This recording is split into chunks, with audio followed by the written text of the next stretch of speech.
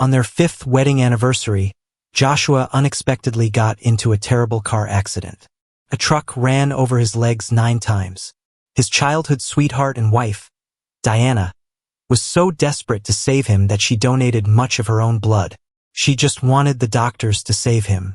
When Joshua came out of the emergency room, he was about to express how touched he was. But then he overheard a conversation between Diana and her assistant. The assistant asked Diana, "There's still time to save him. Are you really going to give up on treatment and let him become disabled?" Diana's voice was emotionless and cold. "I had someone hit him on purpose to make him disabled. I have always loved Alexander.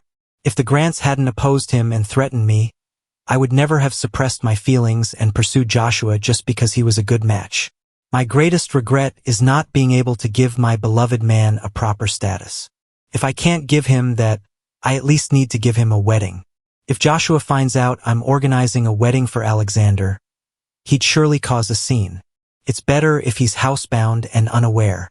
The assistant sighed. "Diana, I know you love Alexander, but Joshua doesn't deserve this. He's done nothing wrong. He doesn't know you love someone else or that the child you both had was killed by you at birth. Now the kid with him is yours and Alexander's. That's already cruel enough. If he ends up paralyzed..." Diana interrupted coldly, "I don't care about his suffering. I only care about Alexander. Joshua's legs could be crushed and his child dead, but it still wouldn't amount to one of Alexander's tears." In a room just next to them, Joshua lay frozen on his hospital bed. The truth hit him like ice water, leaving him paralyzed with pain. Alexander, the once poor student financed by the Grants, was now Diana's secretary. Diana always had a reputation for fiercely defending Joshua, her childhood companion. Everyone thought she loved him deeply. Joshua never imagined their marriage was a sham. It was all a lie. She never loved him. She married him, pursued him, just to keep the Grants off Alexander's back. That accident wasn't an accident at all. She strategically paralyzed his legs to secretly arrange a wedding for Alexander. His beloved 5-year-old wasn't even his, but a child of Diana and Alexander's affair. His biological child, dead at birth. In a mix of devastation and betrayal, Joshua blacked out. When he came to, Diana sat by his side, all tenderness and concern. "Joshua, you're awake. Are you in pain? The doctor said your legs might never work again, but I'll find a way to cure you. And if not, I'll be your lifelong support." Her words clawed at his heart. He couldn't forget her earlier coldness. She had never loved him. Her love for Alexander was constant, yet she fooled him flawlessly. How could she be so deceiving? "Diana, you're an incredible actress," he muttered painfully, words sticking in his throat. Diana assumed he was simply heartbroken about his legs and quickly comforted him. "Don't worry. I'm here for you. You have nothing to fear with me by your side. All right?" She poured out sweet words, but his tears fell silently. Only when an assistant knocked with urgent business did she leave, calming Joshua to rest. But she forgot her phone. Still weeping, Joshua picked up her phone from the bedside. With trembling hands, he unlocked it, knowing she hadn't set a password due to their past trust. Truth had once seemed simple, but seeing her phone opened a world of hidden deceptions. The screensaver? A picture of her kissing Alexander. He had never seen her look so devoted, so focused, as if she were kissing the most precious thing in the world. Her private album held thousands of photos of Alexander, each one captured willingly, earnestly, labeled as the love of her life. Photos of him eating, reading, playing in the snow, walking in a white shirt under a sycamore tree. Joshua recalled how she'd gaze at her phone with unmatched tenderness. He used to joke about secrets, to which she quipped lovingly, "Of course, it's my most treasured secret." He thought she meant him and blushed, in innocence. Now he realized this was the only truth she'd told. Her love was Alexander all along. Consumed by tears, Joshua clutched his aching heart. How could Diana cherish Alexander so fiercely and yet ruin his life so completely? In his despair, he finally dialed his parents overseas. "Dad, Mom, I want to divorce Diana." Their shock came over the phone. "Joshua, What's happened? You and Diana fight? Up until now, they had been a model couple in everyone's eyes. What the hell happened? Why are you suddenly talking about divorce? Why are you crying like this? Say something. Are you trying to worry your mom and dad to death? Joshua's parents kept asking questions one after another. Even though Joshua felt like he was in complete despair, he became completely clear-headed at this moment. What Diana did to him was so cruel. If he told them, his parents might have to be rushed to the ER. He didn't want them to worry, so he hid all his pain in tears, doing his best to calm down. I'll explain everything in detail once I get to France. Mom, Dad, don't mention this phone call to anyone, not even Diana. Once I finish the paperwork, I'll come meet you.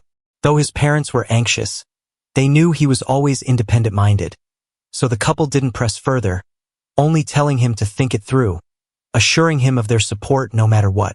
In the days that followed in the hospital, Diana returned to her usual tender and loving self, taking care of him attentively. Everyone could see how thoughtful she was. She'd buy treats and personally feed him. When pushing his wheelchair for walks, she'd frequently stop to make sure he wasn't cold and that his wounds weren't painful. To outsiders, Joshua seemed enviably lucky, but only Joshua knew it was all fake. Turns out, you could pretend to love someone. On the day of his discharge, she got a phone call, said there was an issue at work, and left. Joshua knew it was Alexander on the line. She only wore that gentle expression on her face when she spoke to him. The way she loved Alexander was obvious. How did I not notice it all these years? After Diana left, Joshua took a cab to the marriage registration office. He handed the pre-prepared marriage certificate to the staff. Hi, I'd like to file for a divorce. But the staff looked at his documents and shook their head with a frown. Sir, this marriage certificate is fake. If you don't want to get divorced, there's no need to bring a fake certificate as a pretense. Took a moment for Joshua to process, and then he began to laugh. He laughed until he cried. The title had never really been hers to give. Even the marriage certificate was a sham she orchestrated. Better this way, he thought, saving him the trouble of seeking a divorce. He gathered his documents and took a cab to the embassy to apply for permanent residency. Staff there informed him it would take 7 working days to process everything. 7 days, meaning for the next few days he'd have to pretend nothing was wrong, staying at home like nothing happened. When he got home, the housekeeper had just opened the door. His daughter Gloria rushed to him, red cheeks, hugging him and acting coy. Daddy, you're back. I missed you. Mommy didn't let me visit you at the hospital. I was so worried. Daddy, I'll always be with you. You'll be able to walk again. Watching Gloria, who'd been doted on by him for so many years, Joshua felt a sharp stab of pain, knowing now she wasn't his daughter. Thinking of his own child, one he'd never even seen, had been taken from him, made him tremble with anguish. Diana's own flesh and blood, yet she didn't care. She only wanted Alexander's child, so she'd ensured his own was lost. But Gloria, standing in front of him he'd raised, cherished, watched grow, gave him pause. He forced himself not to let Diana and Alexander's wrongdoing impact Gloria. After all, she's just a 5-year-old, oblivious to all this. He bent slightly to hug Gloria, tears freely falling. A few days later, Diana took him and Gloria to a cocktail party. Invitations were exclusively for the CEO of DG Group and family. Yet, Joshua noticed Alexander in the corner. Alexander, her close aide, always shadowed her at events. Joshua never doubted their ties, even buying gifts for Diana to pass to Alexander on birthdays, grateful for his care for Diana.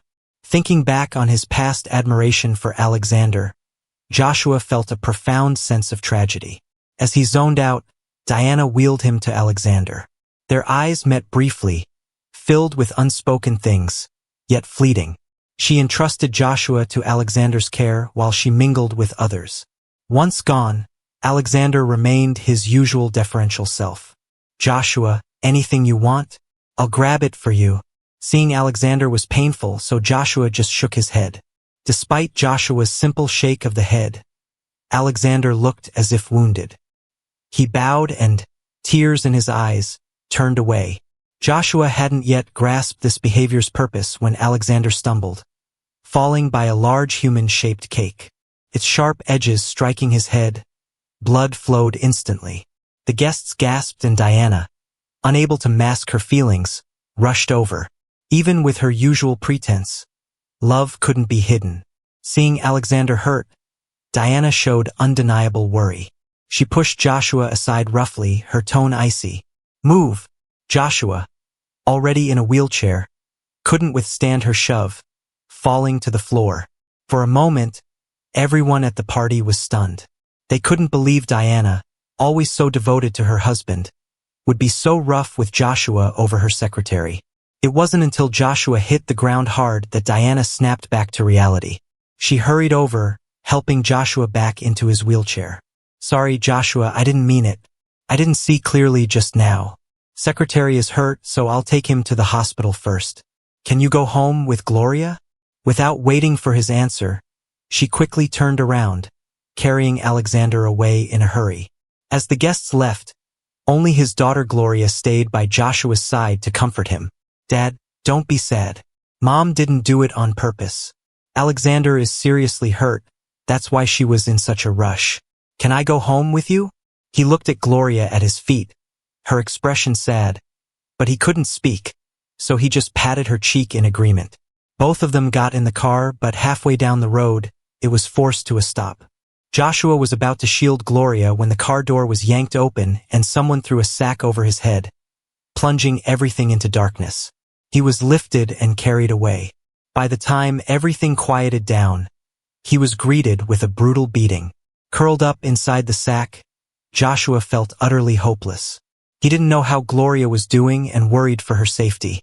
At the same time, he wondered why he had been kidnapped. As the rain of blows continued, he finally couldn't hold on and passed out. Sometime later, he drifted back into consciousness and tried to struggle.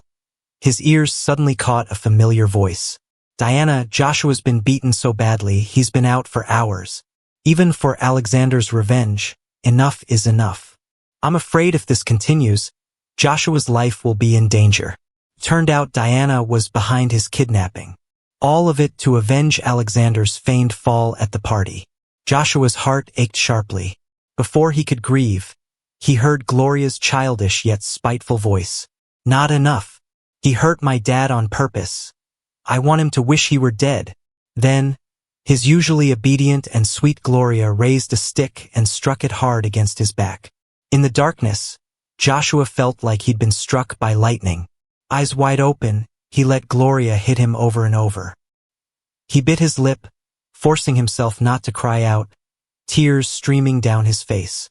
He realized the daughter he'd loved so dearly for years knew everything all along. Her obedience was an act. The 5-year-old he held dear, stayed up all night to soothe when she had a fever, taught to walk and talk, harbored hatred for him. With each strike, her small body put all its strength into hitting him. As though a tsunami was crashing around him, he heard nothing and once again lost consciousness. When he awoke next, he was back at the Grants. Diana and Gloria surrounded him. Their faces showed concern and guilt once they saw he'd woken up. "Joshua, you're awake. It's my fault. I shouldn't have left you alone with Gloria, letting those kidnappers take you. Don't worry, we've got them now. I'll make sure they pay 100-fold for what they did to you." Gloria, eyes red, brought a bowl of medicine over, gently offering it to him. "Dad, take your medicine. It'll help you get better. When I grow up, I'll protect you and never let you get hurt again." Joshua looked at the mother-daughter duo's convincing performance, recalling the beating he endured. His face showed no emotion, only endless sorrow and despair spreading. He said nothing. Since his legs were crippled and after learning the truth about all the deceptions, he didn't want to speak anymore. He just wanted the paperwork done quickly so he could return to his parents and recover his legs. He stayed silent, Diana not noticing anything amiss, thinking it was just his inability to walk making him sullen. She tried even harder to cheer him up. During the day, he could barely go along with their act, but at night, he constantly dreamt of the child he anticipated for 10 months, whom he never held and was killed by his own mother. He often awoke from nightmares in tears. He dreamt of his child many times, but in the dreams, the face was always blurred. True, he never saw him, so how could he know what he looked like? He didn't even know where Diana had buried the child. To show respect, he went to a temple to light a lantern for his child's afterlife. This way, the child wouldn't wander as a lonely ghost underground and could reincarnate soon. After offering the lantern, he moved behind the statue to pray. Just then, he thought he heard Diana's voice outside. In her hands was an urn, accompanied by Alexander and Gloria. They reached the door, and Alexander spoke softly. "Diana, are you really going to scatter Joshua's child's ashes just because I've been having nightmares of him seeking revenge? This is your child. You gave him up for me. His hatred is justified." Beside him, Gloria tugged his sleeve, her eyes full of affection. "Dad, you're just too kind. He's dead, yet he still clings to you. Whatever Mom does is right." Diana replied with a nod, caressing his face. "Nothing's more important than you." With that, she opened the urn coldly, looking at its contents as if it never held her own child. In the next instant, she tilted her hand and poured all the ashes straight into the sewer. Watching as the ashes in the box were emptied completely, Alexander visibly sighed with relief. Diana looked up at him and gently coaxed. "Now that its ashes are gone, can you finally get a good night's sleep?" The three of them held hands and sweetly walked out together. As their figures disappeared, Joshua couldn't hold back any longer and ran out crying. Nature couldn't have picked a worse time, as rain began to fall, wetting the ashes that blew away in the wind, slowly washing them away with the water. Joshua fell from his wheelchair, crawling on the ground, trying desperately to gather the ashes, but it was in vain. My child, my child." He watched helplessly as his child's ashes slowly disappeared under the rain, unable to do anything. His heart felt like it was about to burst. Crying, he frantically reached into the muddy sewer. He prayed to the heavens to let him keep at least something to remember his child by, just a tiny bit. Maybe the heavens took pity on him because he actually found a tiny bit of bone. Looking at the small piece of bone in his palm, his heart ached terribly. This was his child, his little treasure. He gently pressed the bone to his chest, sobbing uncontrollably. After a long while, he got up from the ground, then found someone to help turn that small piece of bone into a little pendant, wearing it around his neck. On the way home, he pushed his wheelchair through the rain, looking quite defeated. That pendant lay snugly against his chest. He stroked it, speaking as if to comfort his child and himself.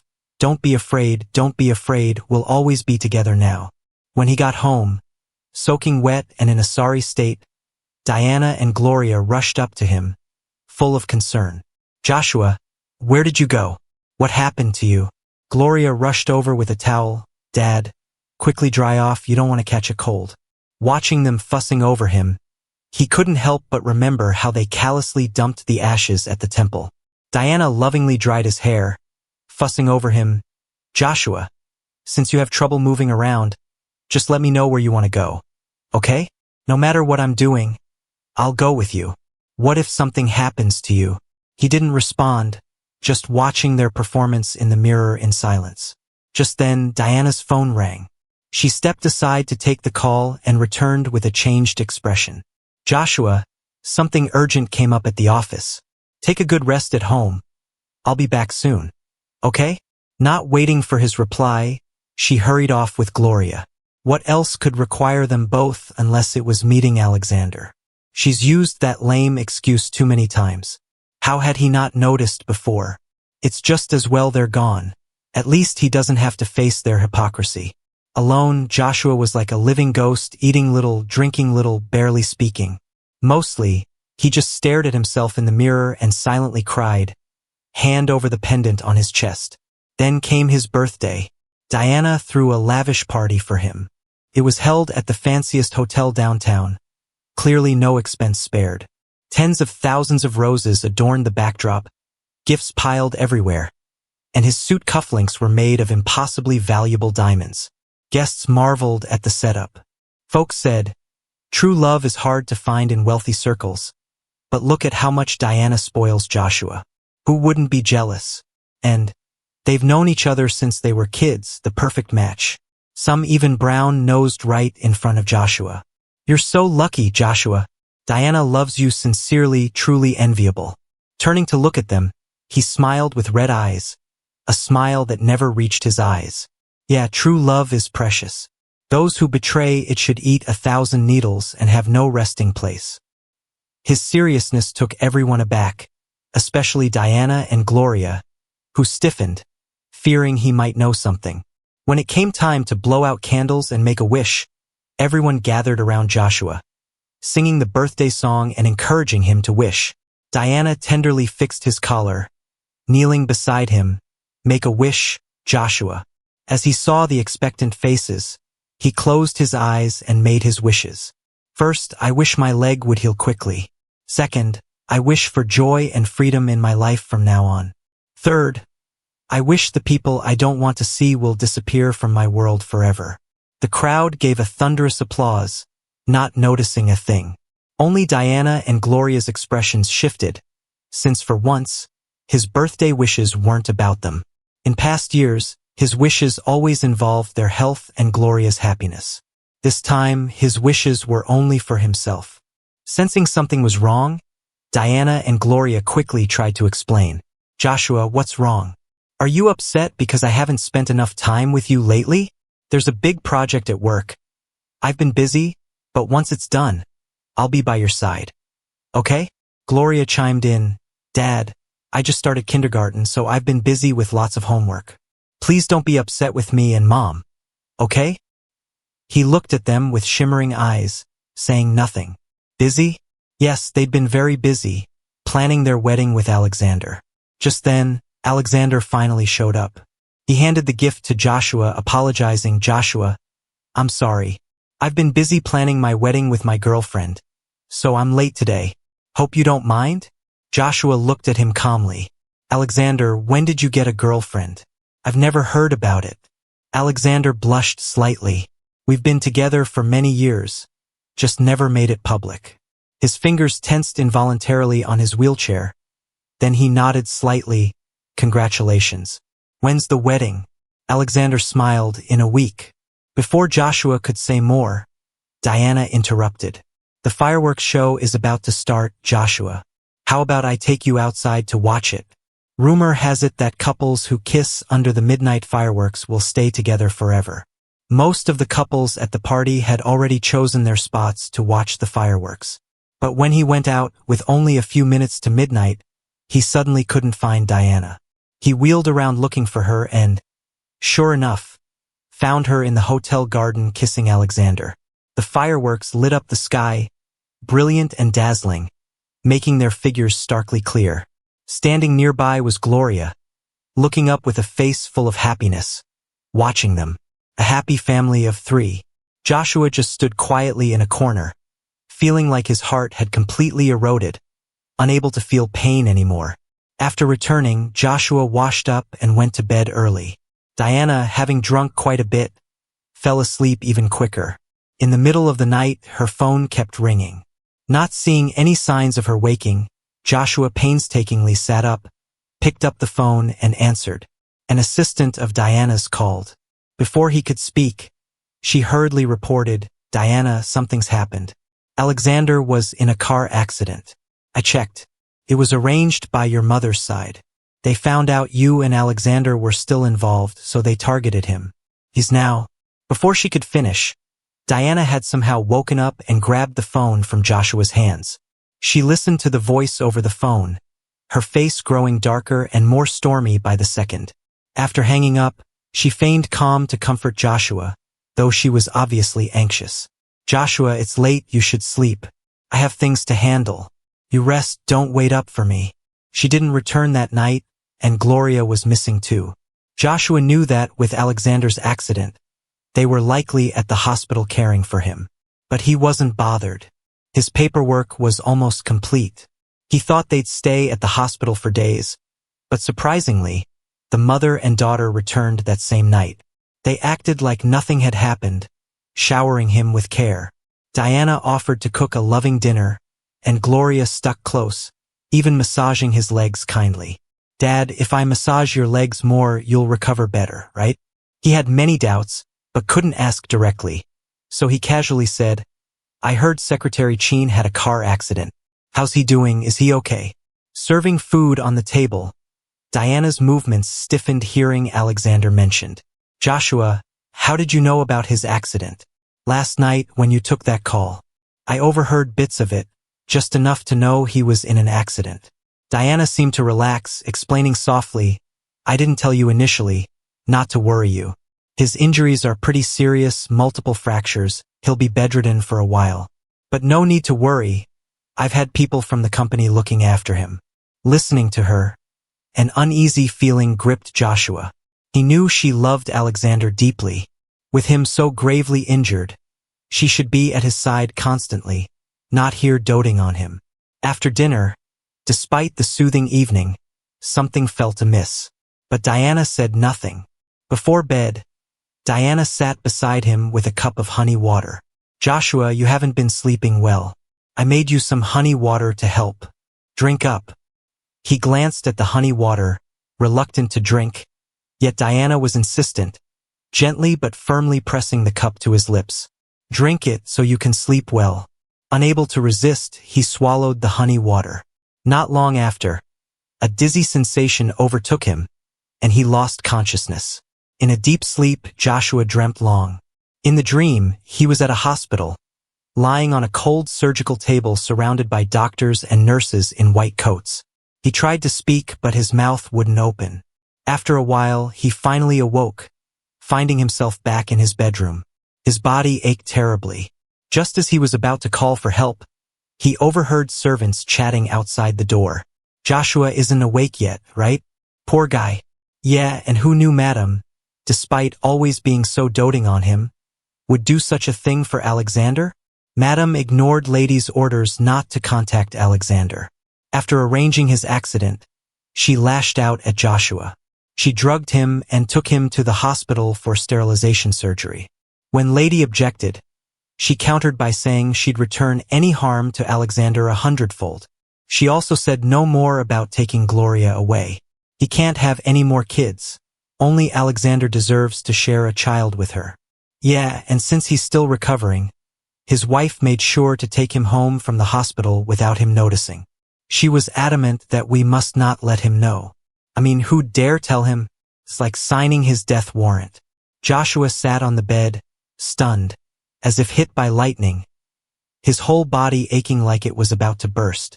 With shaking hands, he lifted his shirt and saw a scar on his abdomen, freshly stitched, the pain dull thanks to anesthesia. In that moment, his heart squeezed tight, hardly letting him breathe. Diana killed their child for Alexander, left Joshua's legs crippled, and now she went as far as to make him sterile? He had reached his breaking point. He needed answers from Diana. Struggling to get up, he stumbled from the bed and pushed his wheelchair out, crashing through the house. In his panic, he accidentally entered the room Diana never let anyone into. The moment he opened the door, he stood there in shock. Not only was her phone full of Alexander's photos, this room was packed with them too. The shelves were filled with mementos of their love, scarves Alexander knitted for her, love letters she wrote him, and keepsakes he gave her. A diary sat on the desk. The first line he read said, "Today, I'm marrying a man I don't love. I already know the rest of my life will be filled with pain." Every single word after felt like a knife piercing his heart. "Today I was with Joshua again. He kept asking for it, so I gently appeased him and gave in once more.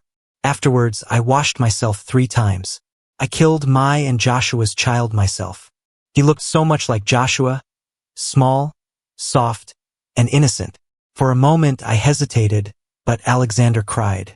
He said he didn't want me having children with another man, so I chose to sacrifice Joshua, watching the life fade from our child." Joshua crumbled as he read on. He wanted to scream, but no sound came out. How could she love him so much? "Diana, why do you love him so much? For him, you pushed your own husband and son into hell." On the day before Diana and Alexander's wedding, Joshua finally completed his immigration process. Those days he had been like a ghost. It wasn't until the embassy called that a hint of life returned to his face. After hanging up, he booked a flight to France online. Having done all this, he started shakily packing his things. There was nothing in this home he cared for. Aside from some documents, he didn't plan to take anything. Not even the gifts from Diana and Gloria. The little trinkets Gloria made, the expensive watches Diana bought. Once cherished as treasures, he carefully kept them all. Now he realized they were just replicas of gifts given to Alexander. Even Gloria's handmade pottery was a failed experiment. He cleared out everything related to Diana and Gloria, taking it all to the backyard and setting it ablaze. As the flames rose, a part of his heart seemed to be cleansed along with it. When the fire finally died, he returned inside. He barely entered the door when he saw Diana and Gloria coming down the stairs, both dressed in gowns, looking like they'd just come from a fancy event. Seeing Joshua, their expressions changed, and they hurried over. "Joshua, where did you go? Why are all the gifts we gave you gone?" Joshua replied, "They were dusty, so I cleaned and put them away." Relieved, they assumed he still didn't know he'd been made infertile. They were a bit nervous about the missing gifts earlier. Seeing he seemed normal, Diana gently said, "We've been so busy, couldn't spend time with you. We came to see you today, but we'll be away in the coming days. Once things settle, how about a family trip?" Gloria happily hugged him. "Are you excited, Dad? I love traveling with you and Mom." Joshua's expression was still calm. He just nodded silently. They left relieved, giving him a few more instructions. What they didn't know was, as soon as they left, he silently slipped away, under the cover of night with his luggage in hand. His figure melted into the night, vanishing. Meanwhile, it was Diana's secret wedding with Alexander that was being carefully planned. As Diana stood at the top of the aisle, watching guests mingle and laugh, she felt oddly uneasy. While she'd only invited close friends who definitely wouldn't spill the beans to Joshua, her heart still raced. Thinking it was just jitters from marrying her true love, she couldn't help but call her assistant. "Check if Joshua is home and make sure he doesn't know about the wedding. He'll make a scene, understand?" After hanging up, she felt slightly calmer. As the ceremony began, Alexander, dressed in a white tux, slowly walked towards her to everyone's delight. Ahead of him was Gloria, the flower girl. Handing over the rings to Diana, she beamed at the couple. Just as Diana was about to place the ring on Alexander's finger, her phone rang, breaking the moment. Frowning slightly at her assistant's name, she picked up, only for her assistant's panicked voice to cut in. "Boss, something's wrong. He's found out everything you've done to him. When we weren't looking, he quietly left with his luggage. News just came in. A strong turbulence hit the flight he was on. The plane crashed into the sea, and no one survived." It was as if a loud buzzing sound exploded in Diana's ears, leaving her in shock. Took her a while to snap back to reality. Joshua knows everything? He knows all of it? But why didn't he confront me? Why did he choose to leave? No, it can't be. She repeatedly denied the thought in her mind. But her assistant's words kept echoing in her ears. His plane crashed, and he's missing. Seeing her confused expression, Alexander got a bit flustered. He quickly stepped forward, gently taking her hand. "Diana, are you okay? Everyone's waiting for you." He held out his hand, indicating for her to put a ring on it. Diana stared at his outstretched hand, but her mind involuntarily replayed Joshua's face. At their wedding, Joshua had eagerly extended his hand just like this. But back then, all she thought about was Alexander. And when placing the ring on Joshua's finger, she felt no joy. She picked up the ring, intending to put it on Alexander, but her hands trembled, unable to align it with his finger. After a long, tense pause, she finally put the ring down. She looked up at Alexander and said, "Alexander, Joshua's had an accident. Let's postpone the wedding." Without waiting for a response, she hurriedly left the stage. The guests were still caught up in the wedding's atmosphere. Seeing the bride walk away left them puzzled, until a close friend of Diana's stepped in to smooth things over. Alexander's eyes grew cold watching her walk away. He had waited so long, yet right at the end complications arose. He couldn't stand it. He was truly frustrated. Leaving the church, Diana felt restless. She drove straight home. Parking the car, she rushed upstairs, searching for any sign of Joshua. Just like the assistant said, there was no trace of him. His documents were gone, along with the gifts she once gave him. Recalling yesterday, she realized she sensed something was wrong, but was too distracted to think it through. She hadn't expected he really knew everything. But why? Why didn't he even confront her? Why just quietly leave? Is it to make her feel guilty? Diana couldn't make sense of it. Conflicting emotions swirled in her mind, making her head throb. She picked up her phone again, calling her assistant. Tell me clearly, what happened to Joshua? The assistant sounded like they were rushing back, wind howling through the call. Boss, I sent someone to inquire. We confirmed the plane crashed and no one survived. Plane crashes seldom have survivors. I checked, and Joshua was definitely on board. Should I call his parents to inform them? Diana didn't reply. She just hung up weakly. She never imagined Joshua would vanish from her life like this. She had always awaited this day, yet now that it happened, she felt no joy. Despite her dislike for him, she never wished for his death. She refused to believe Joshua was gone. He wouldn't just die so easily. With that thought, she called the airline asking about the crash site. She needed to see it herself. Determined, she headed towards the door to leave. Unexpectedly, just as she reached downstairs, Alexander arrived with Gloria. Seeing Alexander, her nerves spiked, making her glance anxiously at the door. Alexander, why are you here? You need to leave. It's unsafe for you here. If the old lady finds out, you're in danger. Gone was Alexander's usual humility. Holding Gloria's hand, he approached Diana. What are you afraid of, Diana? Did the call say Joshua's in trouble? Is he dead? Diana frowned, slightly irritated. It's not confirmed yet. There's no official news. Alexander smiled smugly. What are we waiting for? I saw the news. The plane hit the mountains and exploded. There's no chance anyone survived. Diana, we finally made it. With Joshua gone, I can be your husband openly. Her face darkened. She never expected such coldness from the man she loved. This isn't the time to discuss it. Let me handle Joshua's situation first. Alexander quickly understood. I get it. The Smiths and Grants were close, so his funeral should be grand. Don't worry, I'll take care of Gloria. You focus on what's important. Her expression remained steely. No need. You shouldn't be around right now. I'll arrange for someone to look after Gloria. Seeing no joy in Diana's eyes, Alexander's expression soured. Diana, what's wrong? Are you grieving for Joshua?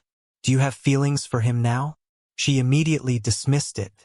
No, it's just, in the end, we wronged him. He did nothing wrong, and to die so young is a pity. Alexander sighed, attempting comfort. His death isn't your fault. Remember, marrying you was his choice. Just bad luck for him. All right, try not to dwell on it. You'll be busy for a while, so I won't disturb you. After saying that, he crouched down and hugged Gloria. Gloria, Daddy's going back. You stay with Mommy. When Grandpa and Grandma come, you have to put on a good show. Okay?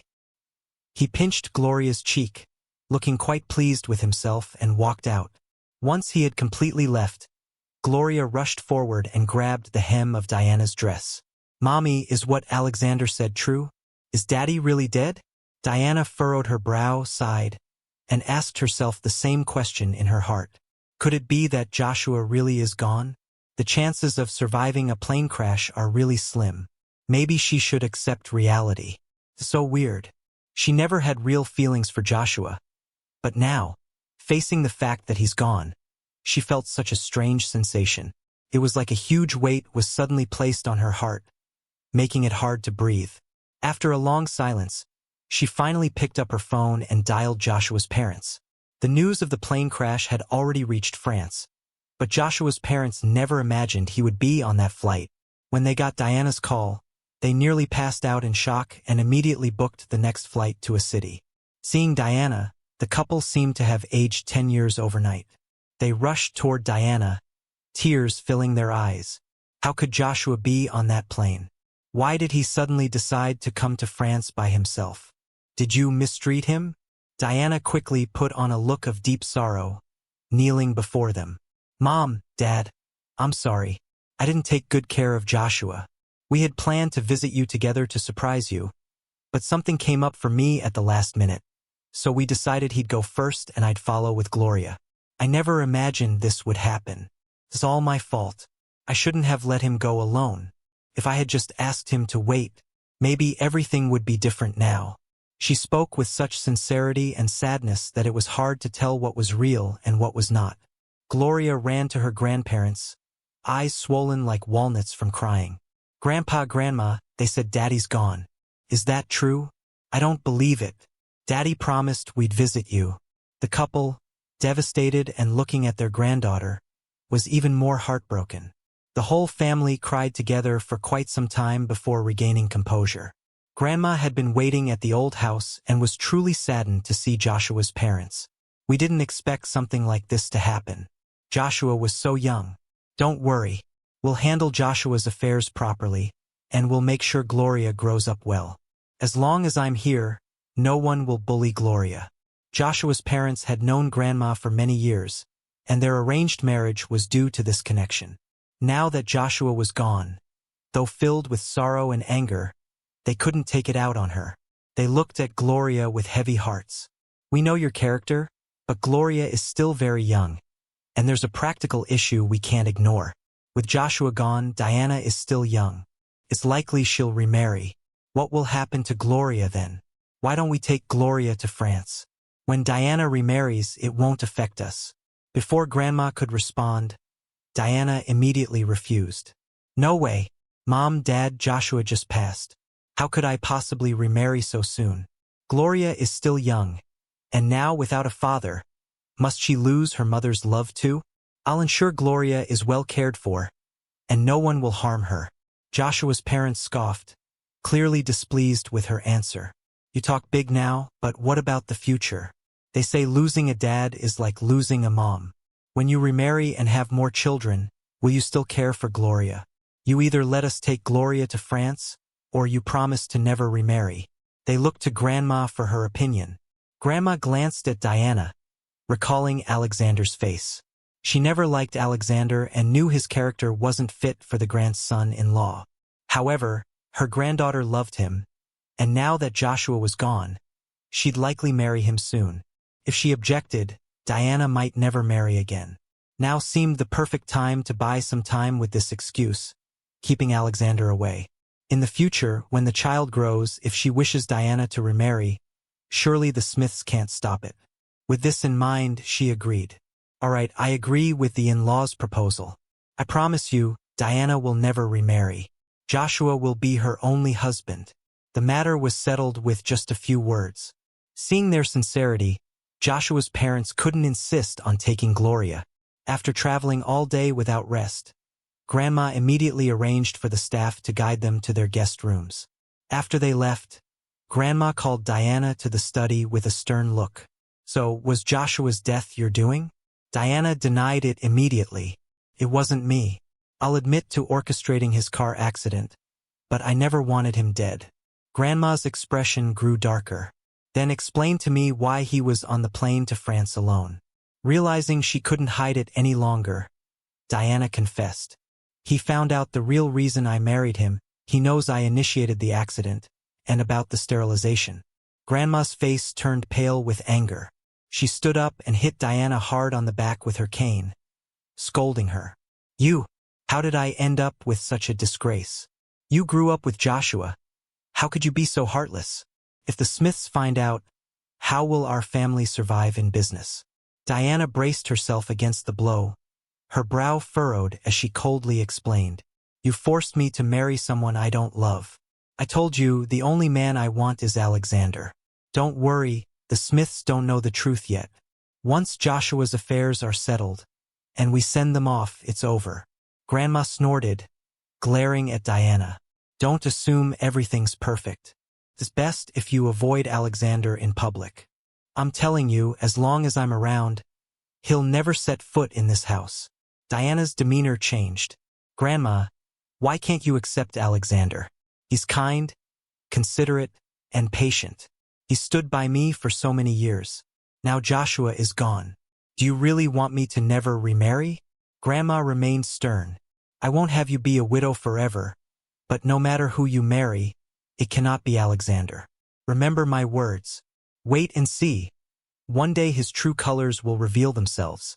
Diana couldn't grasp where her grandma's bias against Alexander came from. She'd known him for years, supported him through school, and knew his character well. How could he show any hidden side? Yet, she had to put Alexander aside for now. The most pressing issue was dealing with Joshua's situation. The next morning, Joshua's parents wanted to visit the new house Diana and Joshua shared, and perhaps take some of Joshua's belongings. Diana drove them to the seaside villa. As they entered, they saw Alexander sitting in the living room. Joshua's parents looked at Diana, puzzled. Who is he? Seeing Alexander, Diana's expression changed.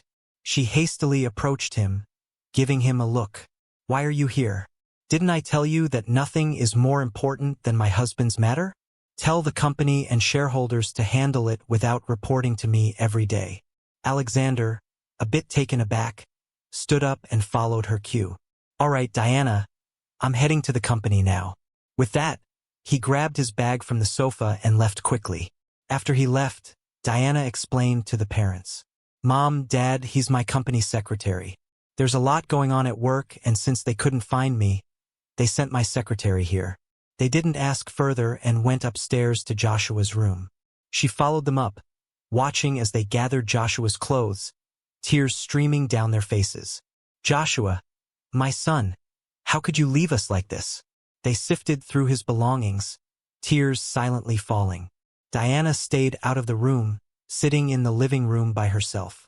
A while later, Joshua's parents came downstairs. She approached them, sensing they wanted to talk. She dismissed the servants, leaving just the three of them in the living room. Joshua's father spoke with heavy emotion. Diana, Joshua's gone. I don't want to say much, but maybe you blame me for pushing you not to remarry. I hope you understand how we feel as parents. Also, Joshua loved you deeply for many years. If he saw you with someone else, it would hurt him. Diana shook her head. I understand your feelings. Even if you hadn't said anything, I would do the same. Then something struck her, and she asked, You said Joshua loved me for a long time? He liked me since we were kids? Joshua's mother nodded. Didn't you know? Before we moved abroad, you two always played together. He followed you around everywhere. In school, he always chose the same place as you. At first, we thought he admired your achievements, but then we accidentally found his writings and realized he liked you. He never said anything, though. In college, he watched you date someone else with a heavy heart. When your grandmother proposed the marriage, he gladly agreed. Being your husband was his lifelong wish. Unfortunately, he had such a hard life, enjoying so little happiness before. She trailed off, tears welling again. I heard you two got along well, so he must have passed away feeling happy. Joshua's mother's words hit Diana hard, like massive stones on her heart. She had no idea he loved her so deeply for so long. She had always seen him as a little brother. After marrying him, her heart remained with Alexander, so she only went through the motions in their interactions. Little did she know that every single one of her lies brought him joy. Diana was confused about her own feelings. Joshua's mother didn't know what he had endured, believing he left this world with love and happiness. Diana, oh, how you've wronged a man who truly loved you. After Joshua's parents left, Diana went alone to her room with Joshua. The emptiness of it all, it made her ponder. Had she ever really considered Joshua's feelings? Over the years, was she ever genuinely concerned? In their daily lives, did she truly never care about him? If that's true, why did she fear him finding out the truth? Diana had never felt this burned out before. It was like there was a fire in her chest, without any outlet. Just then, footsteps sounded at the door. Seeing Joshua's parents leave, Alexander came back. Diana, what's wrong? Seeing Alexander, Diana quickly masked her worry and shot back. Why are you here again? Didn't I tell you this isn't the place for you? Alexander just chuckled, unbothered, and took her arm to lead her inside. "Oh, come on. I'm gonna live here eventually. Might as well get familiar with it now, right?" Diana's face turned stormy. "Who said you're going to live here?" Alexander was stunned, his smile freezing on his face. "What do you mean? Hasn't Joshua already passed away? Am I supposed to be some hidden affair? You promised me that one day I'd be your husband. Openly. I keep my promises, but you can't just show up in front of Joshua's parents like this. If they find out about you, you'll never have a chance to come into this house legitimately." Alexander's face turned sour. "Really? Are you saying you need their approval for who you marry?" Diana shook her head coldly. "Not their approval, but you trying to take over when their son's barely gone won't go over well with the Grants. Think they'd let you in then?" Alexander bit his lip, finally backing down. "All right, I get it. I won't come back until they leave the country for good. But you gotta tell me, do I have a chance?" Diana's lips tightened. "You do, but you have to wait." He pressed on, eager. "How long?" Diana's expression didn't change. "I don't know. Granny said as long as she's alive, you won't be stepping into our house." Hearing that nearly broke Alexander, but after a moment he regained control and nodded. "It's okay. I believe that one day she'll agree." After comforting her a bit more, he finally left. After the funeral, Joshua's parents didn't linger. They booked a flight back to France, and after a few hours, the plane landed smoothly. The couple wasted no time and headed straight to the best private hospital in Paris. On the hospital bed, Joshua lit up when he saw his parents. "Mom, Dad, you're back." They rushed to help him. "Lie down. Didn't the doctor say you need rest?" Joshua shook his head, smiling. "I'm much better. The doctor said there's hope for my leg. With more rehab, I might walk just fine." His parents were overjoyed. "That's great. As long as you're safe, we're happy." "Silly boy. Why didn't you tell us when you were upset? Look at you now. When we saw that girl Diana, we wanted to wring her neck ourselves." Joshua hurried to calm them. "I'm fine now, it's all over. I didn't want you worried, so I didn't tell you.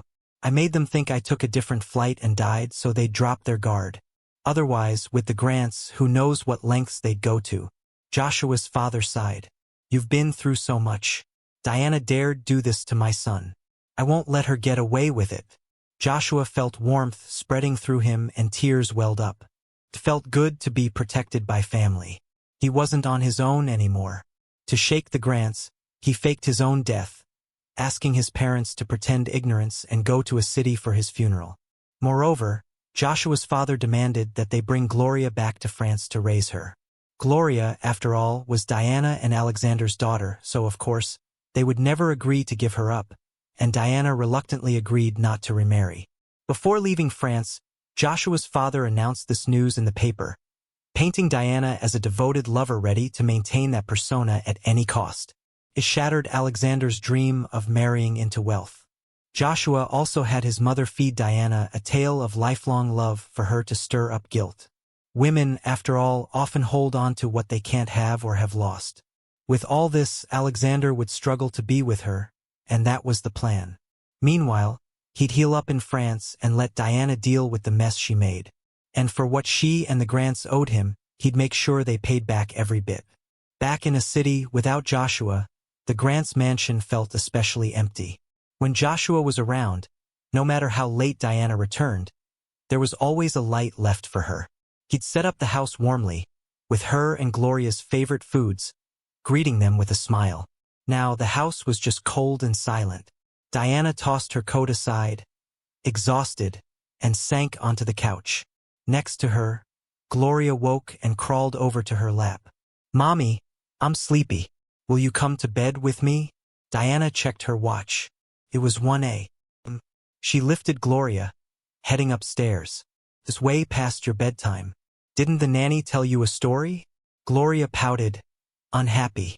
"Every night I have to drink the sweet soup Dad makes.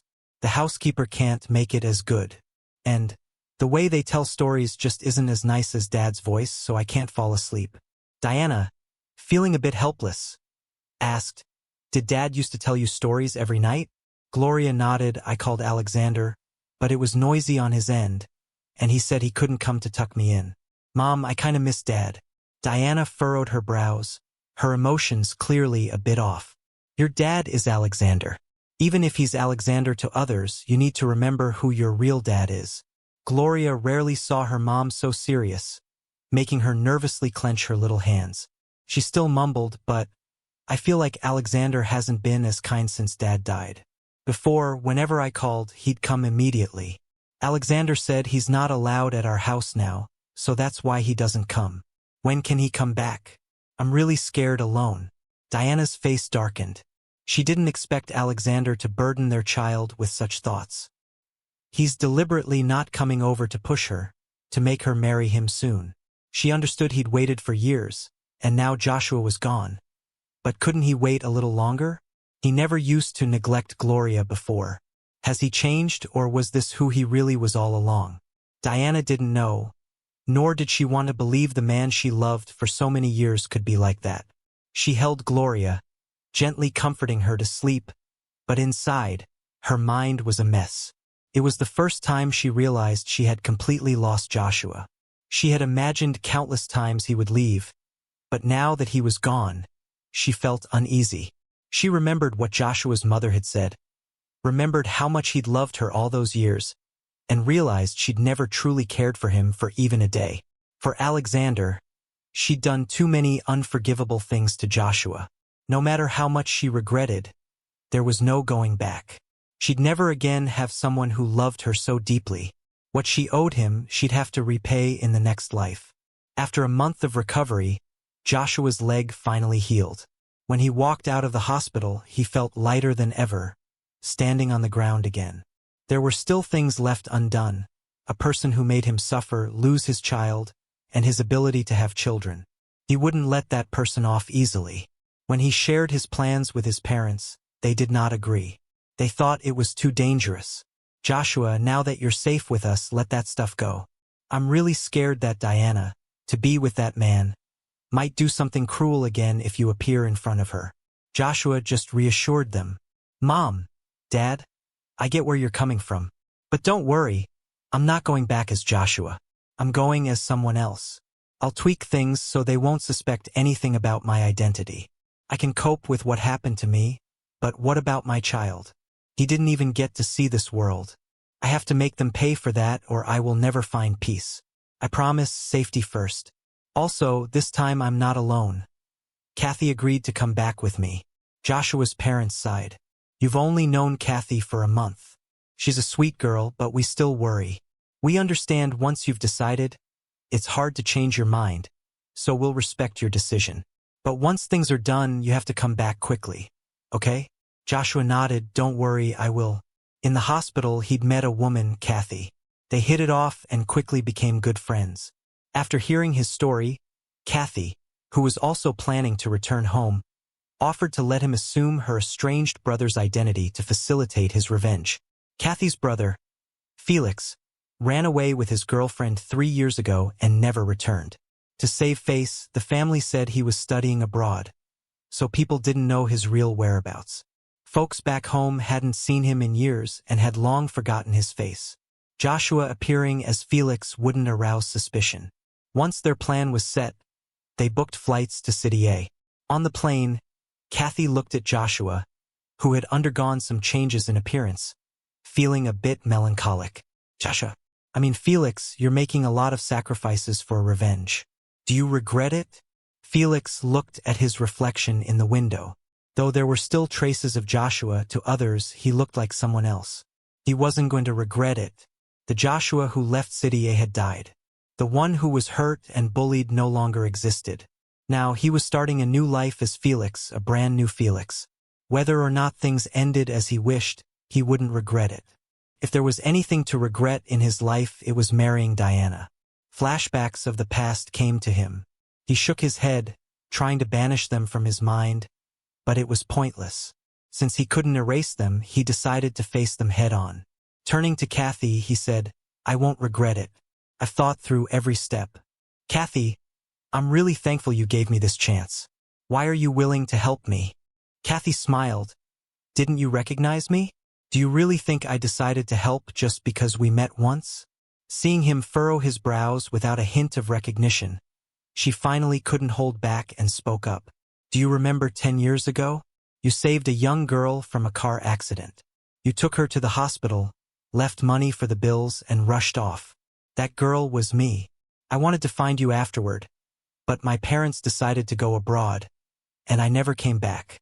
Last time in France, I recognized you right away. I quickly fainted after the accident, but I remembered your face. I didn't expect we'd meet again, let alone that someone as kind as you would have to endure such things. So, I made up my mind to help you. Felix was surprised by this twist of fate between them. No wonder in France she approached him and asked about things back home. It all made sense now. Hearing this explanation put him more at ease. He used to wonder if her sudden kindness had some hidden agenda, but now he wasn't worried. After hours of flight, the plane finally landed smoothly. Back at this familiar place, Felix had different thoughts. Maybe it would be his last time here. Once this chapter was closed, he probably wouldn't want to return. To celebrate Kathy's return, the FG group threw a lavish party. They invited people from all sectors, including Diana. As Kathy's brother, he was picked to open the dance at the party. Felix has quite a reputation. They say he's a great pianist and a renowned designer. With him back, everyone at the party was curious and excited to see him. People couldn't help but gossip. I heard Felix is the stepson, but they raised him like he's their own, investing only the best in him. Is he back looking for a partner? Maybe why else would he be home now? The Greens are thriving in the French business world. If someone marries Felix and ties up with FG Group, they'll be set for international business. Exactly. That's why there are so many young women here tonight. Diana wasn't interested in any of this chatter. She just quietly sipped her drink. Her grandmother asked her to attend, so she planned to make a short appearance. As the drinks flowed and the gossip buzzed, she felt bored. Just as she intended to leave, music started playing, and all eyes turned to the stage. Felix stepped out with Kathy, hand in hand, into the spotlight. Silence fell as the handsome, charming man made his way to the center. Kathy greeted everyone first. Welcome everyone to our celebration. This is my brother, Felix. He'll start us off with a dance. Enjoy the evening. As she stepped aside, the light shone solely on Felix. In the crowd, Diana was frozen, startled by the sight of him. He looked so much like Joshua. For once, she was caught off guard. Felix began to dance as the music flowed, with each move elegant and precise. Years of practice were evident. He commanded everyone's gaze, capturing their attention. No, it can't be, she whispered. Suddenly, her glass slipped from her grasp and shattered, spilling wine all over. Panicking, she wiped it with a handkerchief and looked back at the dancing figure. Joshua couldn't dance, and his legs were damaged. Yet, here was someone with a striking resemblance. She pushed through the crowd and reached him, grabbing his hand. Joshua, is it really you? You're alive? Felix was startled by Diana interrupting his dance, looking puzzled. Who are you? She tightened her grip, disbelieving. You don't know me? You must be lying, Joshua. Kathy came over to defuse the situation. Diana, do you know Felix? Someone who knew Joshua explained. Kathy, your brother resembles Diana's late husband. Diana must be mistaken, still grieving. Other voices chimed in, it's a common mistake. Felix and Joshua do look quite similar, though Felix grew up abroad and is an excellent dancer, unlike Joshua. Right, Diana? Realizing her mistake, Diana loosened her grip and apologized. Sorry, I mistook you for someone else. Felix rubbed his wrist, smiling softly. No worries. To be missed and loved like that must mean he was truly cherished. Seeing her reaction, he felt nauseous but wanted to see her act. A bystander filled in, oh yes, Diana and her husband were famously devoted. Even after his accident, she took great care of him. Everyone says marrying a woman like Diana is a blessing. Internally, Felix scoffed, thinking, sure, such devotion, to cripple him, sterilize him, and kill his child for her so-called love. A wife like that is a blessing. If someone else had her, it must have been good karma from a past life. Diana paused for a second, didn't respond to him directly, then changed the topic. Felix dances really well. He must have practiced a lot over the years, right? Felix nodded with a smile. Do you know how to dance, Diana? Diana faintly smiled. Not really. Felix's smile grew even bigger. Diana, you're being modest. I'm quite fond of soulful women. Hearing you and your husband's story intrigues me. Would you mind sharing it? Diana glanced around at the crowd and then replied, if Felix is willing, we can sit in the garden for a bit. Felix gestured forward. I'd love to hear it. The two of them carried their wine glasses and headed to the garden, away from the crowd. In the peaceful setting, it was easier to open up. Diana looked at him and felt a strange familiarity, making her want to share more. You do look a lot like my husband, Diana said. Felix nodded. I gathered as much from the guests' comments earlier. How did you and your husband meet? Diana was lost in thought. We grew up together. Childhood sweethearts. Later, our families wanted an alliance, so we got married and had kids. Felix looked envious. That's so sweet. Who wouldn't envy a love like that? You have a child, right? How old and cute must they be? For the first time, Diana found herself explaining patiently to a man with many questions, without any annoyance. We have a daughter. She's already 5. You seem to like kids a lot. He nodded enthusiastically. I do. Even though I'm busy with design and art exhibits now, my ideal life is raising a happy family. So I really envy your husband. By the way, can I ask how he passed away? Talking about Joshua's death made her face darken slightly, but she answered patiently. Plane crash. Upon hearing this, Felix immediately looked regretful. That's truly unfortunate. But I'm sure your husband was happy when he was with you. So even though he's gone, he'd want you to move on and start a new life. Diana's face remained grave. After a long pause, she said, I feel I let him down. If I could go back, I'd make things right. Felix stood up to comfort her, giving her shoulder a gentle tap, embodying the perfect listener. They had a nice conversation until the party ended, and guests started leaving. When Kathy came looking, they waved goodbye. Just before parting, Diana asked, Felix, is it okay if we meet up again sometime? Felix nodded with a smile. Of course. I'm glad to have met you, Diana. Since we're friends, please call me Felix, just like Kathy does. Diana's earlier sadness vanished instantly. Then you should call me Diana, too. They shared a smile and said, deal. Returning from the party, Diana felt happier than she had in a long time since Joshua's death. By the time she got back to the Grants, it was late, yet the living room lights were still on. She thought Gloria hadn't gone to bed, but it turned out to be Alexander. Seeing her, Alexander's face was stormy. Diana, where have you been? Why were you back so late? Diana laid on the couch, exhausted. Just some business. Got back late. Why are you here?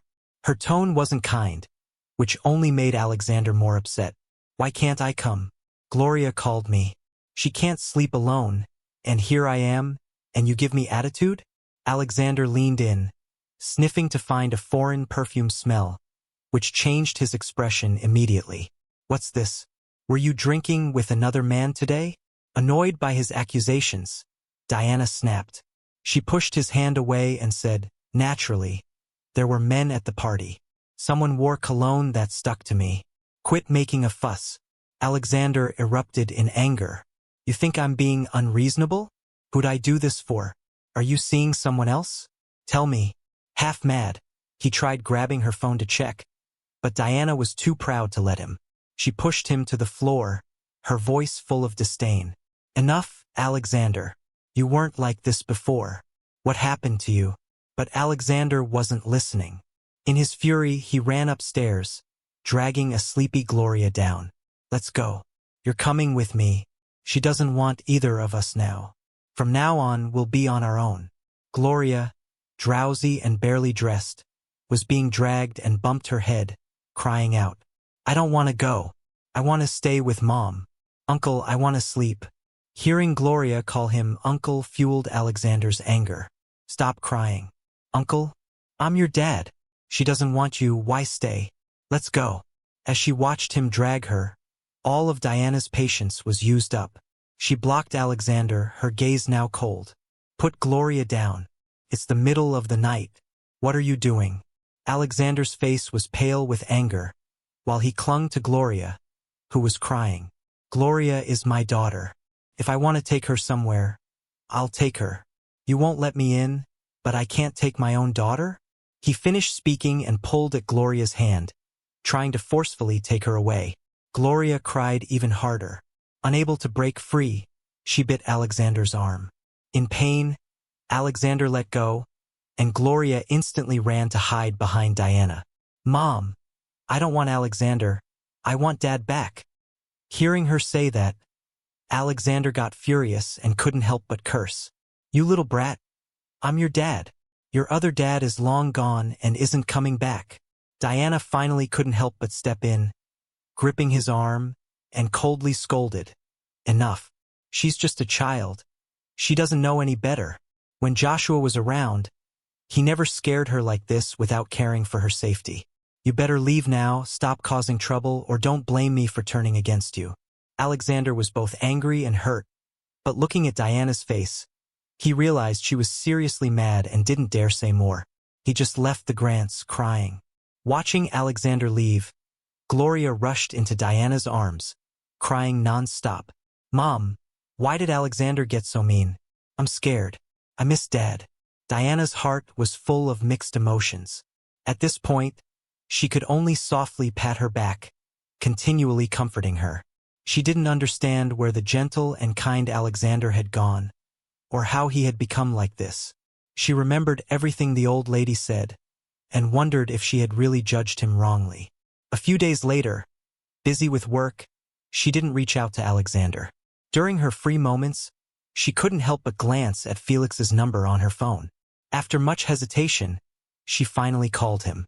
The phone was answered quickly, and the voice on the other end was cheerful and clear. Diana, what made you call me? Is there something? Hearing his familiar voice, Diana felt oddly relaxed. She smiled and said, I want to invite you to dinner. Would you like to join me?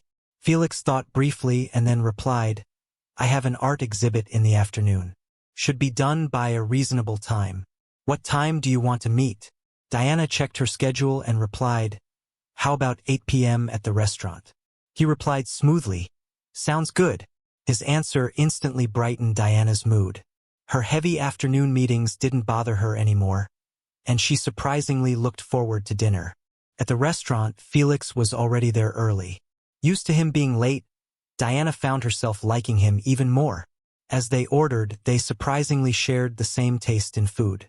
A smile appeared on Diana's face, and Felix chuckled inwardly. They'd been married for so long. He knew her likes by heart. Impressing her was too easy. As they enjoyed dinner, Diana grew more curious about Felix, asking all sorts of questions, trying to learn about his past. You grew up abroad, so your French must be great. People say your designs are well known. Can I see some sometime? How long are you staying back this time? Felix remained warm and patient as he answered her questions. Even though I was in France, English is my first language. I often spoke Chinese too. I have 2 more exhibitions here, and you're welcome to come by. I haven't decided on how long I'll stay.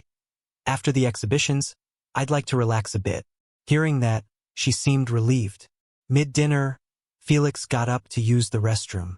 Just when he entered, he saw a familiar face at the door. Their eyes met, and Alexander stepped back, startled, then forced himself to act tough. Are you a ghost or something? Felix smiled as if he didn't recognize him. That's quite funny, of course. I'm human. You must be confusing me with some Joshua guy again. I'm really curious how much I resemble him. Nice to meet you. I'm Felix from FG Group. And you are? Upon hearing his introduction, Alexander hid his fear, responding coldly, Since you asked, I'll tell you. I'm Diana's man, the father of her kids. So now you know, right? Felix blinked, looking confused. Aren't Diana's kids Joshua's? I don't quite get it. Alexander's face darkened. I don't care about your nonsense. I'm telling you not to come between Diana and me. Okay? You're the third party here. Felix's expression turned more puzzled. The more you talk, the less I understand. I heard Diana's husband passed recently, and now you're declaring your place? So aren't you the third party here? His words ignited Alexander's anger. As he lashed out, Felix had anticipated and dodged the swing. But as if in a frenzy, Alexander grabbed Felix's hair, shouting insults. Their commotion attracted Diana from afar. Seeing her approach, Felix fell purposely, hitting the counter with a loud thump. With that noise, Diana appeared, seeing Felix on the ground looking vulnerable and Alexander looking beastly. Right away, Diana knew where her loyalties lay. Alexander, she shouted angrily as she pushed the guy away hard and rushed to Felix, helping him up. Alexander hit the ground with a thud as his head banged against the doorframe. Stars burst in his eyes from the pain. But of course, the woman who usually cared for him wasn't paying attention to him now. Instead, all her focus was on another man. Frustration boiled over inside Alexander. He couldn't help himself and moved to separate them. Let go. You let him go. This jerk is faking it. I didn't push him at all. The angrier Alexander got, the more helpless Felix appeared, hiding pitifully behind Diana. Diana, Felix said timidly, who exactly is this man to you? He suddenly claimed I was the third wheel and acted all aggressive. I've never been so wronged in my life. He sighed. I do admit I like you, but if he's really your boyfriend, I'll step away. Diana's heart skipped a beat. That phrase, I like you, pulled her in completely, as if some invisible hand was guiding her. There's nothing between him and me. Let me take you home first, she said. Alexander completely lost it. He screamed as he tried to rush at them, looking downright crazed. Diana, how can you be so heartless? If we have nothing, then who gave birth to Gloria? Tell me. Felix turned back, pretending to be magnanimous. Diana, your friend seems unwell. Maybe you should take him back first. I can call my sister to pick me up. His composure made Alexander look even more unreasonable. She helped Felix stand up, shooting Alexander a cold glare. I'll have security deal with him. Just ignore him, she said, leading Felix away without looking back. Alexander's cries faded into the distance as Diana carried on, Felix leaning comfortably against her shoulder with a slight curve to his lips. Now it was Alexander's turn to taste the bitter pill of suffering Felix had once swallowed. Once they got Felix home, Diana was filled with guilt.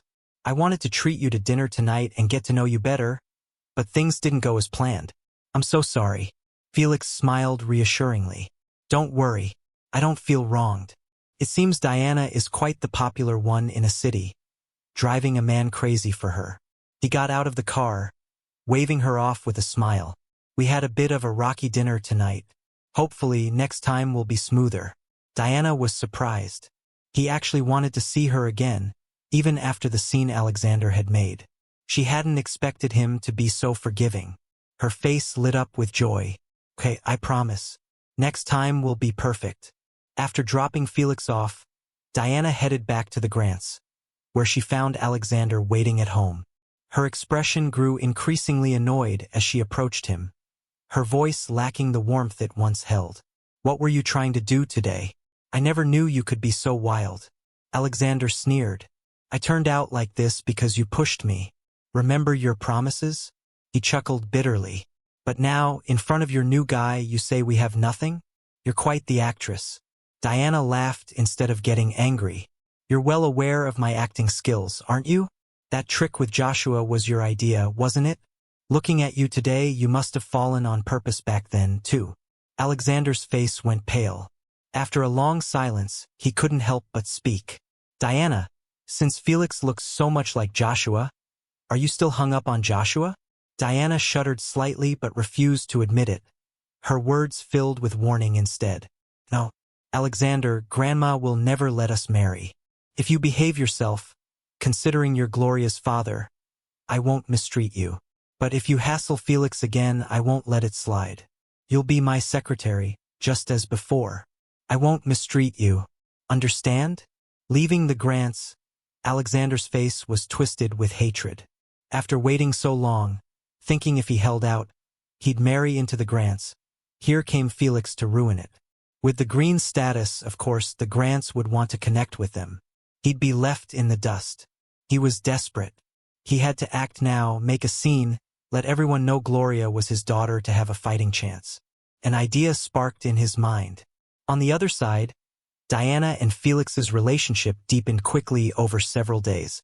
She even took Felix to the Grants to meet Grandma.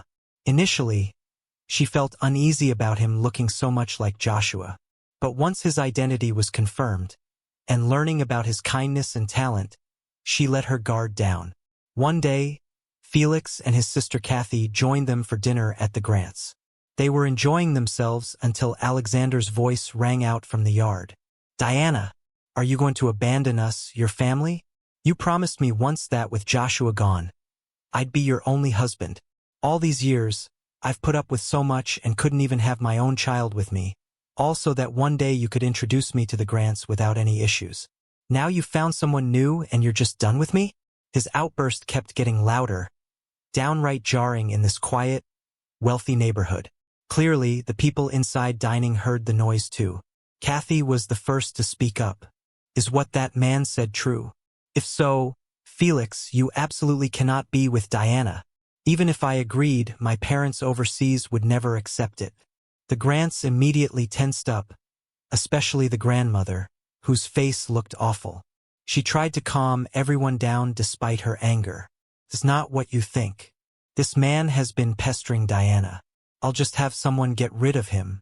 She started to get up to call someone, but Felix suddenly stood. "Wait a minute. Ever since Diana and I started seeing each other, Alexander has been causing trouble. I want to know what's really going on." He turned to Kathy. "Let's go ask him what's really happening." The two got up, and it was too late for Diana to stop them as they headed to the door. There, Alexander was approaching with Gloria step by step.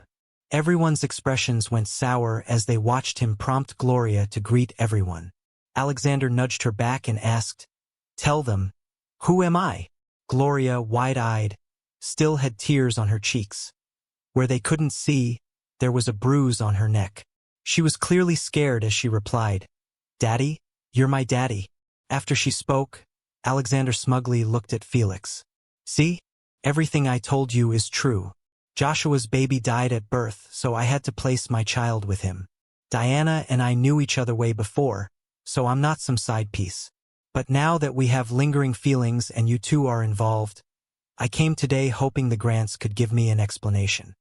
Hearing this, Kathy was furious and turned to the Grants, her tone far less friendly than before. "In that case, please sort out your own family matters first. We can't afford to be involved with your family. From now on, please, Diana should stop bothering my brother." She then stormed off, dragging Felix with her. Diana wanted to chase after them, but Alexander grabbed her arm. Annoyed and angry, she couldn't outburst with the grandmother around. Once the car was far enough, Kathy playfully teased Felix. "Just like you predicted, Alexander couldn't hold it any longer. He's really pissed off the Grants, and he's gonna get what's coming to him." Felix's face remained calm as if he expected all this. "We'll just watch them tear each other apart. The Grants are ruthless. Now that they want to climb up to the Greens' level, they'll handle Alexander harshly to show their sincerity. Plus, Diana's tired of him by now. Using a child crossed a line with the Grants. They really thought we wanted to marry into their family without seeing what kind of people they are." Seeing him so sure, Kathy smiled with relief. "I was worried you'd be fooled by her again, but seeing you now, I know I didn't have to worry." Felix forced a bitter smile. After everything he went through, if he could fall for her lies again, then he'd really be a fool. Alexander's punishment was already in progress. Diana was next. News came of Alexander days later. Apparently, he fled with money, only to accidentally drive off a cliff while on the run. When they found him, he was barely alive, gripping a bank card tight. Looks like the Grants really went after him, wanting him silenced to keep Joshua's secrets and prevent his loose talk. Diana reached out to Felix a few days later. They met at a quiet bar, each with a drink, chatting. Took Diana a while to speak. "I'm sorry, Felix, for all the trouble and pain." Felix shook his head, his expression colder than ever. "You know that's not what I want to hear." Diana seemed to have so much to say but couldn't speak up in the end. "I promise nothing like this will happen again." Felix lost his patience, ready to leave. This time, Diana panicked, quickly stopping him. Please don't go, Felix. You know you're the only one in my heart. Felix sighed deeply. Diana, I'll give you one last chance. If you're honest with me now, I might consider our future. Remember, I hate lies. Tell me the whole truth. She slowly looked up, her eyes somewhat hazy. I made some mistakes. Felix stayed seated, seeing she was finally ready to talk. Tell me, your late husband and Alexander, what's their connection? And whose child is this anyway, Alexander's or your husband's? Diana clutched her head, obviously overwhelmed. She downed her drink, using the buzz for courage. Felix, I'll tell you everything. Just don't leave me, okay? Felix watched her misty eyes, nodding slightly. All right, go on. When she heard his promise, she finally let her guard down and told the whole story. I know I let Joshua down, so after he passed away, I truly regretted my actions and wanted to make things right. But fate didn't give me the chance, she said, shedding a tear without even realizing it. I never wanted Joshua dead. I was just blinded by everything. Turns out it wasn't just me acting. Alexander was putting on a show too, she continued. He acted all kind-hearted and patient in front of me, making me hold a grudge against Joshua. But in the end, I realized the one I truly wronged was Joshua. If I could turn back time, I'd treat him right. After hearing all of this, Felix felt nothing inside. Watching the woman cry her heart out, seemingly full of remorse, only made him feel disgusted. He suppressed his strong aversion and asked again, so, the child you gave birth to, did you really cause your own baby's death? Diana covered her eyes, afraid to look up. Yes, it was me. I must have been insane to harm my own child. Felix, you have no idea how much I regret it now. If I could do it over, I wouldn't make the same mistake. Felix coolly put his hand in his pocket, pressed stop on the recorder, then stood up indifferently. So, the one you've always had feelings for is your husband. You pursued me just because I resemble him, didn't you? Diana, I'm sorry, but I'm not a stand-in. I need a clean, pure love. Having said that, he turned to leave. Diana chased after him, almost begging as she grabbed his hand. It's not like that, Felix. I genuinely care for you. I feel guilty about Joshua, but with you, it's real love. You're different from Joshua, you have to believe me. From now on, I'll only have you in my heart. I'll treat you well and love you sincerely. He pulled his hand away from hers, still speaking with apathy. No need. I can't handle your love. We're not right for each other. You should find someone more fitting for you. And with that, he hurried away as if fleeing. Behind him, Diana, already feeling tipsy, chased after him carelessly. As he crossed the street, she blindly followed, not watching where she was going. Just then, a suddenly out-of-control car raced towards her. With a loud bang, Diana lay in a pool of her own blood. In her last moment of consciousness, she thought she saw Joshua's face flash before her eyes. But when she blinked hard, that familiar face vanished. She lay on the cold cement, her whole body feeling like it was falling apart from the pain. The noise of voices and car horns buzzed around her, discussing her pathetic state. She couldn't make out the words. All she knew was that her legs were numb with pain, cold, so cold.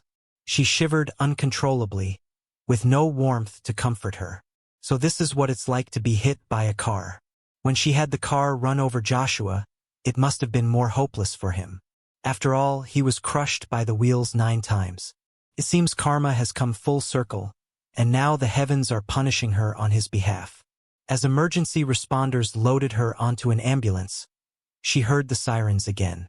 She could faintly hear nurses talking about her. She tried to open her eyes, but her eyelids felt heavier than ever. Did you hear? Even if she survives, she's heading straight to the police. They say she killed her own newborn and an ex-lover too. What? Her? Is that Diana? How could she do that? She's always been a great actress. Just look at her exes. None had a good end. I always said those women who acted so loving were mostly bad news. But now, being hit by that car serves her right. Word is she chased after a new boyfriend, drunk and not watching the road. and got hit. I bet she'll lose those legs. Do you think her new guy will ditch her? Laughter followed as they discussed. Think about it. When the ambulance came, her boyfriend wasn't even there. I heard he gave the evidence leading to her arrest. Yeah, I also heard he looks just like her deceased husband. Maybe it was her husband's spirit in another body coming for revenge. The voices faded, and she couldn't hear them anymore. On the plane to France, Felix was comfortably dozing by the window. Kathy was about to cover him with a blanket when she caught his sleepy gaze. Awake? Did you sleep well? She asked. Felix stretched with a smile. I've never slept this soundly. Finally, getting revenge gives me peace. Kathy smiled back. I heard Diana's leg injuries are so bad, they'll have to amputate. She'll need a wheelchair for life. The driver who hit her is a notorious jerk. They'll struggle to get back at him. Plus, with your evidence, the police uncovered their tax evasion, fined them big time, and Diana got kicked off the board. Her comeback attempt seems unlikely. Felix, it's over, and your hands are still clean. You're amazing. Felix's smile grew even brighter.